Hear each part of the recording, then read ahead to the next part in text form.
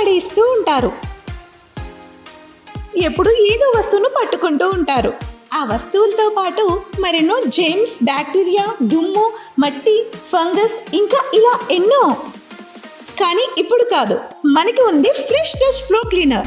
దీంట్లో ఉన్న ఫార్ములా అన్ని రకాల బ్యాక్టీరియాలను, ఫంగస్ను తొలగిస్తుంది మరియు మీ ఫ్లోర్ని ఉంచుతుంది 99.99% పరిశుభ్రంగా.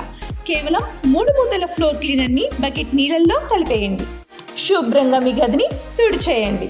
ఇప్పుడు అయింది మీ ఇల్లు సురక్షితంగా మరియు పరిశుభ్రంగా. ఫ్రెష్ టచ్ ఫ్లోర్ క్లీనర్ మీ ఇంటిని ఫ్రెష్గా ఉంచుతోంది. చేస్తూ ఈ సభని అబద్ధాలతో, ఆ 10 సంవత్సరాల అబద్ధాలతో ఎలా అయితే పరిపాలించారో, ఇప్పుడు ప్రతిపక్షంలో ఉన్నప్పుడు కూడా అదే రకమైన అబద్ధాలతో జనాలని మళ్లీ మభ్యపెట్టాలని చూస్తున్నారు అధ్యక్ష. ఒకటి నిజం, ఏదైతే ప్రతిపక్ష పాత్ర పోషించాల్సిన ప్రధాన ప్రతిపక్ష నాయకుడు ఎప్పుడూ సభకు రాడు అధ్యక్ష, ఎప్పుడూ సభకు రాడు. కొంతమందిని ఇడికి పంపిస్తాడు. రౌడీల్లా, గూండాల్లా ఈ సభలో ప్రవర్తిస్తుంటారు. ఎంత దురదృష్టమో చూడండి అధ్యక్ష, ఏ రకంగా ప్రవర్తిస్తున్నాడో చూడండి అధ్యక్ష. ప్రతిపక్షం అంటే విమర్శించడమే ప్రతిపక్ష పని అన్నట్లుగా ఎలా విమర్శిస్తున్నారో, ఎలా నడుచుకుంటున్నారో తమరు ఒక్కసారి చూడండి అధ్యక్ష. ఇందాక మీరు చూశారు, ఒక దళిత స్పీకర్ గారు కూడా ఉన్నారని గ్రహించకుండా మీ మీదే పుస్తకాలు ఇసిరేశారు. నన్ను మ్యాన్ హ్యాండిల్ చేయడానికి ఇదే సీటు దగ్గరికి వచ్చి బెదిరించబోయారు అధ్యక్ష. ప్రత్యక్షంగా ఇవన్నీ మీరు చూశారు అధ్యక్ష. ఆనాడు 2014 రాష్ట్రం ఏర్పడటానికి ముందు ఎన్నికల్లో, 2018 ఎన్నికల్లో ఆనాటి